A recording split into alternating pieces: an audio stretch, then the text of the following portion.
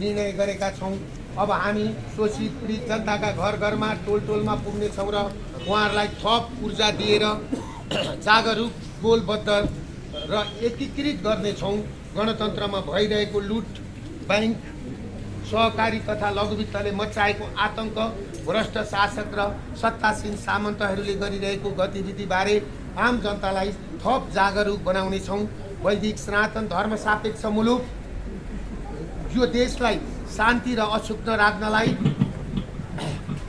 राज संस्थाको मुद्दालाई थप स्थापित गराउनेछौँ। हामीले उठाएका मागहरू बारे सरकार गम्भीर बनोस् भन्ने हाम्रो चाहना हो। अब आउने 2080 साल फागुन 1 गते मेचीमा बालेको दियो, काठमाडौँको बसन्तपुरमा सोही दियो पुनः राजाको हातबाट बालेर वैदिक सनातन धर्म सापेक्ष हिन्दू राष्ट्र बनाई यो जनविद्रोहलाई थप सशक्त बनाई व्यवस्था परिवर्तनका लागि मूर्त रूप दिनेछौँ र फागुन 1 गतेदेखि व्यवस्था परिवर्तनको लागि आजैबाट स्वदेश तथा विदेशमा रहनुभएका राष्ट्रप्रेमी दाजुभाइ तथा दिदीबहिनीहरूलाई सहयोग र साथ दिनका लागि हार्दिक आग्रह तथा अपिल गर्दछौँ। आम जनसमुदायका बीचमा जान र उनीहरूलाई परिचालन गर्न हामीले सुरु गरेको अभियानलाई विकेन्द्रीकृत गरी मङ्सिर 30 गतेदेखि भित्र नागरिक सरकार गठन गरी गाउँ वडादेखि सशक्त बनाई लैजाने निर्णय गरेका छौँ र हामीले उठाएका मागबारे सरकार गम्भीर बनोस् भन्ने हाम्रो चाहना पनि हो। हाम्रा अभियानका मुख्य मागहरू बैंक, लघुवित्त, सहकारीका साथै विभिन्न बिमा कम्पनी, लघुवित्त, सहकारी बैंक साथै विभिन्न बिमा कम्पनी पूर्णतया राष्ट्रियकरण गर्ने, निक्षेपकर्ताहरूको निक्षेपको जिम्मा सरकारले लिई सहकारी लघुवित्तबाट अति विपन्न गरिबहरूले लिएका 20 लाख मुनिको ऋणलाई मिना गर्ने र 20 लाख भन्दा माथिको ऋणलाई 6 देखि 7% ब्याजमा दिने व्यवस्था मिलाउने, 3 धितो लिलामी साथै गैर ब्याङ्किङ गरी सुकुम्बासी बनाइएका नागरिकहरूको ब्याङ्कको नाममा ल्याइएको धितो फिर्ता गरी पुनः 20 वर्षको अवधि थप गरी तिर्ने व्यवस्था मिलाउने, 4 किसान मजदुर यातायात ढुवानी तथा टिप्पर व्यवसायीहरूले झेल्नु परेका समस्याहरूको तत्काल समाधान गर्ने, 5 भ्रष्टाचार र तस्करी गरी लुकाइराखेको सम्पत्ति बाहिर ल्याउन 1500 का नोट बन्दी गर्ने र राजा जनक तथा बुद्धका फोटो भएका नोट छाप्ने, 6 वैदिक सनातन धर्म सापेक्ष मुलुक हिन्दू राष्ट्र बनाई राष्ट्रलाई जीवन्त राख्ने, संवैधानिक राज संस्था कायम गर्ने र स्थिर सरकारको लागि जनताद्वारा चुनिएको प्रत्यक्ष निर्वाचित कार्यकारी प्रधानमन्त्रीको व्यवस्था गर्ने, 46 साल यता सार्वजनिक पद धारण गर्ने व्यक्ति, उच्च पदस्थ कर्मचारी, मन्त्री सभा तथा ठुला घरानाका भ्रष्ट व्यापारी सबैको सम्पत्ति छानबिन गरी दोषी ठहरिएकालाई हदैसम्मको कारबाही गर्ने, 9 प्रदेश संरचना खारेज गर्ने, 10 नेपाल सरकारको मातहतमा रहेका कुनै पनि सङ्घ संस्थाहरूले मुद्दती खाता खोल्न नपाउने र ब्याङ्कमा 0% ब्याज दरमा पैसा राख्ने व्यवस्था मिलाउने, 11 सर्वोच्च अदालतमा थप 100 जना न्यायाधीशहरू नियुक्ति गरी जस्तो सुकै मुद्दा पनि 2 वर्षभित्र छिनोपानो गर्ने व्यवस्था मिलाउने, 12 विदेशको जेलमा बन्दी जीवन बिताइरहेका करिब 6000 नेपाली युवाहरूलाई स्वदेश फिर्काउने र लघुवित्त र सहकारीको शोषणका कारण खाडी मुलुकमा विदेश दिन पुगेका 50 लाख युवाहरूलाई स्वदेश फर्काई रोजगारीको वातावरण मिलाउने, 13 स्वदेशमा जेलमा परेका कैदी बन्दीहरूको बारेमा पुनः छानबिन गरी निर्दोष ठहरिएकालाई जेल मुक्त गर्ने र बाँकी कैदी बन्दीहरूलाई श्रम शिविरको अवधारणा अन्तर्गत उत्पादनमूलक क्षेत्रमा रूपान्तरण गर्ने, 14 कुनै पनि अपराधमा संलग्न व्यक्ति जेल मुक्त हुँदा नैतिक र शैक्षिक रूपमा सबल बनाई समाजको असल नागरिकका रूपमा रूपान्तरणको लागि जेलहरूमा विभिन्न खालका प्राविधिक चरित्र निर्माण तथा अन्य शिक्षा दिने व्यवस्था मिलाउने। 2046 साल यता बेचिएका सम्पूर्ण उद्योग धन्दा कल कारखानाहरू फिर्ता गरी सञ्चालन गरिनुका साथै थप उद्योग कल कारखानाहरू खोल्ने। 16 नेपालमै थप विश्वविद्यालयहरू स्थापना गरी कुनै पनि विषयमा गुणस्तरीय शिक्षाको लागि भन्दै विदेशिनु पर्ने अवस्थाको अन्त्य गर्ने।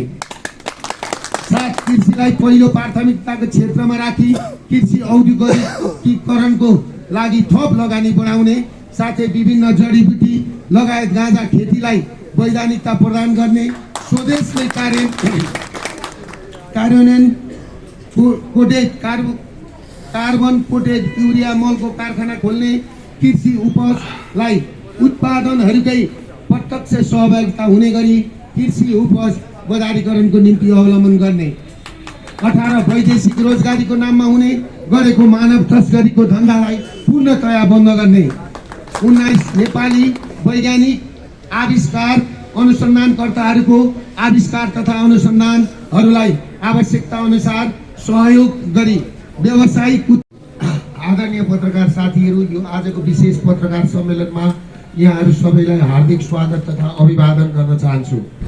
यो पत्रकार सम्मेलन गरिरहँदा सर्वप्रथम चरम भ्रष्टाचार, बेथिति, कुशासन, दलीय कमिसन खोर, अन्याय, अत्याचार, शोषण, दमनका विरुद्ध बृहत नागरिक मुक्ति आन्दोलन तथा जनविद्रोहमा सहभागी भइरहनुभएका तमाम जनसमुदाय प्रति हार्दिक धन्यवाद दिन चाहन्छु। साथै अभियानकै क्रममा गणतान्त्रिक राज्य सत्ताले क्रूर दमन गर्दा घाइते हुनुभएकाहरूको शीघ्र स्वास्थ्य लाभको कामना सहित धरपकडमा परि थुनामा रहनुभएका सम्पूर्ण अभियन्ताहरूलाई बिना शर्त रिहाईको माग समेत गर्दछु। राष्ट्र, राष्ट्रियता, धर्म, संस्कृति, नागरिक बचाउ अभियान मार्फत आम नेपालीले मुक्तिका लागि भ्रष्ट शासक, केही बिचौलिया, केही तस्कर, व्यापारीहरू, लघुवित्त सहकारी ब्याङ्कहरूको नाममा ब्याङ्कहरूको नाउँमा उपमा दिएका सामन्तहरू विरुद्ध र सत्ताशील सामन्त विरुद्ध सुरु गरेको सङ्घर्ष आफैमा ऐतिहासिक र महत्त्वपूर्ण छ। गणतन्त्र घोषणा भएको 15 वर्षमै यो व्यवस्थाको जग हल्लाउने गरी मङ्सिर 7 गते काठमाडौँमा गरिएको प्रदर्शन अभूतपूर्व र भव्य रूपमा सफल भएको हाम्रो निष्कर्ष छ। गणतन्त्र राज्य व्यवस्थाको अनेक दिग्गम र राज्य व्यवस्था पक्षधरको अवरोधका बीच पनि लाखौं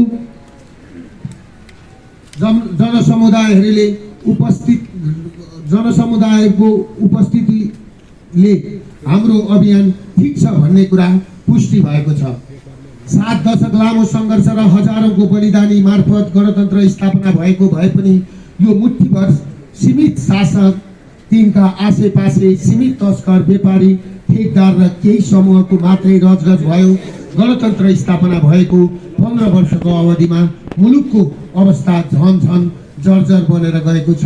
हरेक दिन जसो 5000 भन्दा बढी पढे लेखेका युवाहरू कामको खोजीमा विदेश गएर सिङ्गो मुलुक नै रित्तिने अवस्थामा छ। स्कुल कलेजहरू धमाधम बन्द हुँदैछन्। धर्म, संस्कृति, इतिहासमाथि निरन्तर प्रहार भइरहेको छ। विकास निर्माणका कामहरू ठप्प प्राय जस्तै छन्। सरकार कर्मचारीलाई तलब खुवाउन नसक्ने, निर्माण व्यवसायी लगायत कसैको पनि भुक्तानी गर्दै नसक्ने अवस्थातिर गइरहेको छ र तलब खुवाउनकै लागि राष्ट्रलाई नै जाकटी राखेर सरकारी कर्मचारी तथा सांसदहरूलाई तलब तथा भत्ता खुवाउँदै गरेको आम जनसमुदायलाई सर्वविदितै होला। पछिल्लो 4 महिनामा 1.5 खर्ब बढी वैदेशिक ऋण थपिएको छ। यो ऋण थपिँदा प्रत्येक नेपालीको टाउकोमा 83,000 भन्दा बढी पर्न आउँछ। मुलुक ऋणको पासोमा परिरहेको छ। सहकारी, लघुवित्त तथा ब्याङ्कहरूको ऋणले नागरिकहरू घरबार विहीन भई सुकुम्बासी बनेका छन् भने कतिपयले आत्महत्या गरिरहेका छन् त कतिले शरीरमा पेट्रोल खनाएर आत्मदाह गरिरहेका छन्। भ्रष्टाचारले मुलुक थिलो परिरहेको छ। केही सीमित नेता र तिनका आसेपासेले मुलुकको स्रोत साधनमाथि लुट मचाइरहेका छन्। हरेक दिन मुलुकको स्थिति स्थिति बिग्रँदो छ भने भ्रष्टाचार बढिरहेको छ, वित्तीय अराजकताले सीमा नागिरहेको छ, देशमा भएको सम्पूर्ण पुँजी नेता तथा केही तस्करहरूले विदेशी भूमिमा लगेर थुपारेको सर्वविदितै छ। यस्तो अवस्थामा सचेत नागरिकहरू गोलबद्ध भई सङ्घर्षमा होमिनुपर्ने आजको आवश्यकता बनेको छ। तसर्थ यही 2000 मङ्सिर 7 गतेदेखि सुरु गरिएको बृहत नागरिक मुक्ति आन्दोलनलाई थप व्यापक र आम जनसमुदायका बीचमा पुर्याउन अहिलेको आवश्यकता बनेको छ। अब यो देश बचाउनका निमित्त आम जनसमुदाय फेरि एकपल्ट एकताबद्ध हुनु परेको छ। यसका लागि हामीले हाम्रा कार्यक्रमहरूलाई थप